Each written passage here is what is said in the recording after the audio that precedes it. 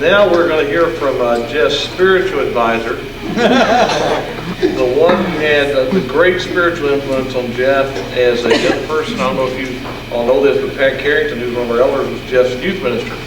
Pat, come on out here. Boy, is he old. I'm sure you've got some things you can share. Well, we're at church, which limits the stories a little.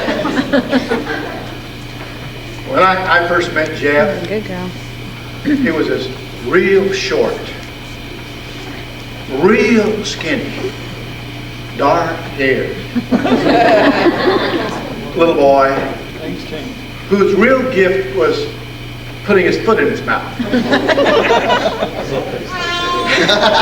who only managed to get the second foot in trying to get the first one out. Stand up, Jeff. Stand up, your Stand up. You can say that now Jeff is no longer short. He's no longer little. He no longer has gray hair. Darker. What week is this? Well, he's no longer short.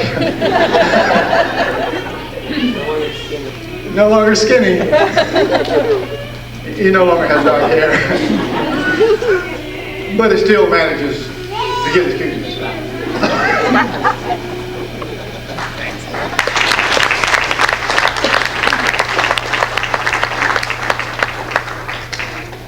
Okay, now we're going to hear from the woman who can't resist anything 50% off, Miss Patty.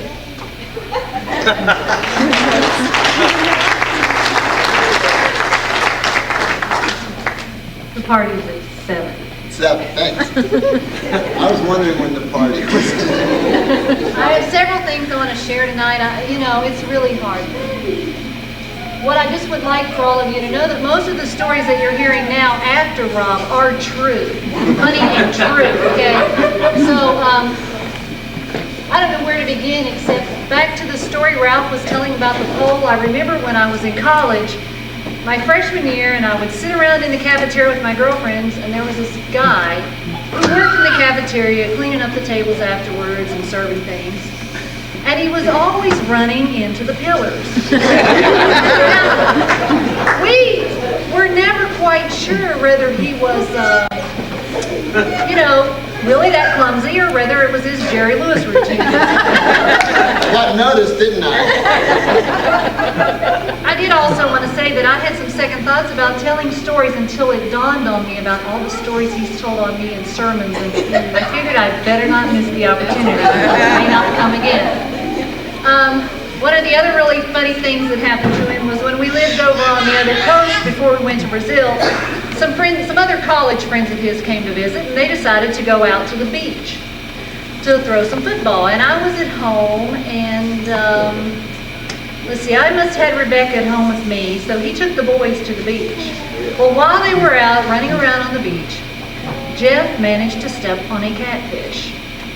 Well, this catfish had a huge fin that was sticking straight up in the air, and it went straight into his foot, and it would not come out. So they had to call the paramedics to cut the fish off, and then he had to go to the hospital to get it removed from his foot. But the funny part about it was that Jonathan, who was about 2 years old, just walked over and looked at his foot and went, "Daddy, you got a fishy on your foot."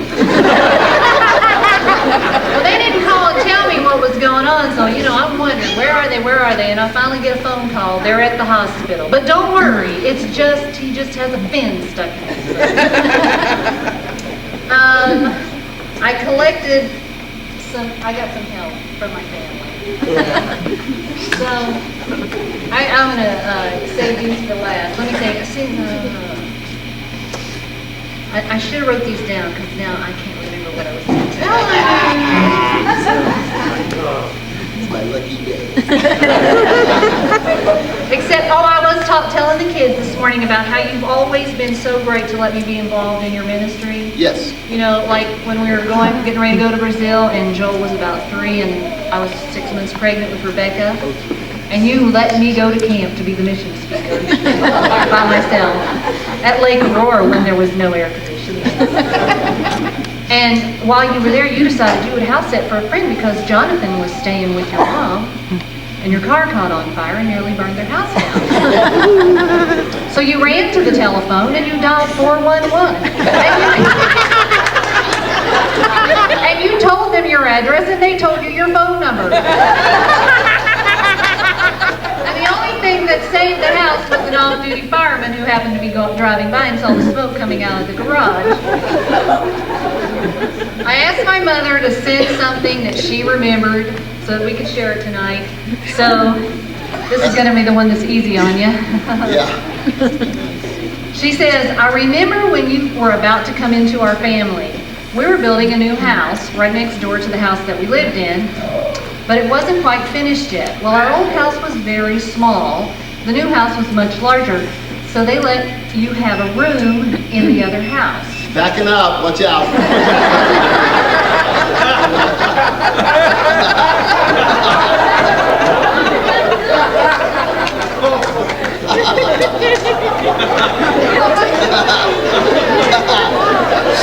You never stop, do you?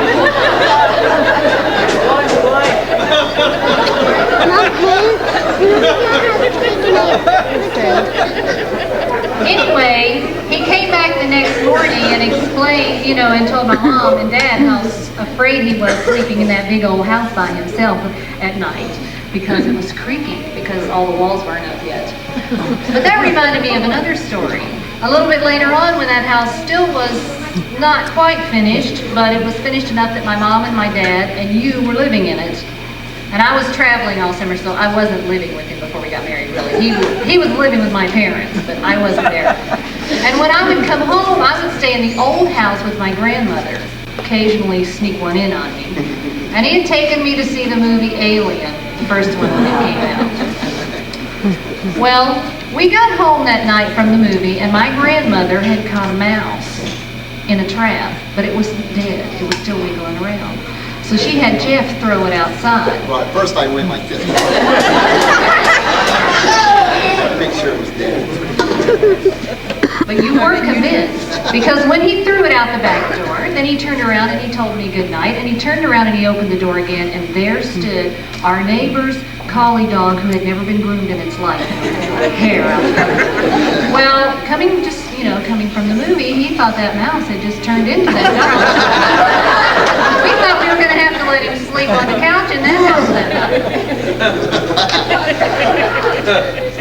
Anyway, her letter goes on to say, when meeting you at KCC the first time, Patty's girlfriend said to me, don't let her date Jeff. I was 21 at the time. Don't let her date Jeff. He is not right for her. Well, to this day, I believe they were wrong. Oh, there is somebody nice here, okay? You are one of the few couples I know from KCC that are still together. Thank God for the blessing, love, Margaret. And now, last but not least, more true stories, absolutely, not exaggerations. This is from your sister-in-law, Debbie, and your favorite car dealer. Gee. Hi, Jeff. Man, we wish we could be there to fry you in person. This letter just won't be the same, but it will have to do. Patty's choice of boyfriends has always been kind of strange. We had no idea what to expect when she was bringing you home to meet us. We know you were probably as curious about meeting us as we were you, since the only thing you knew about us was written in the letter Patty and her girlfriends had written to Debbie. This was a letter where we were trying to talk her out of marrying her husband, the man who's writing this. Knowing Debbie was pregnant, you really made a great first impression by telling her, you're not as fat as I thought you would be. Then it was great watching you explain just exactly what you meant by that. Then there was the time we were eating dinner and you spit your cream cauliflower out all over your plate declaring, I thought it was chicken and dumplings. We all had a good laugh. Erica was born and shortly after you and Patty were married. We'll never forget the vacation to Florida. Wow, what fun. Eric cried all the way home, and you vowed that you would never have kids. I often wonder what changed your mind. You not only had 3 of your own, but you took on the job of helping hundreds of other people with theirs. Remember the time we took you guys to Chi-Chi's for dinner? Only you, Jeff, could catch your menu on fire and cause such a story.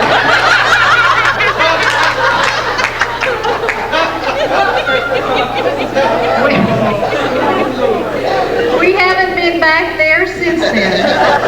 However, that didn't even compare to another restaurant episode we had with you when we came to visit you in California. Patty was working, and you, Debbie, and I took all 6 kids out to eat. We were eating, and those 2 shady-looking guys in trench coats came in and appeared to be casing the place. Before we knew it, you had grabbed Becca up in her infancy, and you were gone. There Debbie and I were left to get our 3 kids and Joel and Jonathan out by ourselves. We managed, no thanks to you. I had to get the car. I still wonder why you locked us out of the car.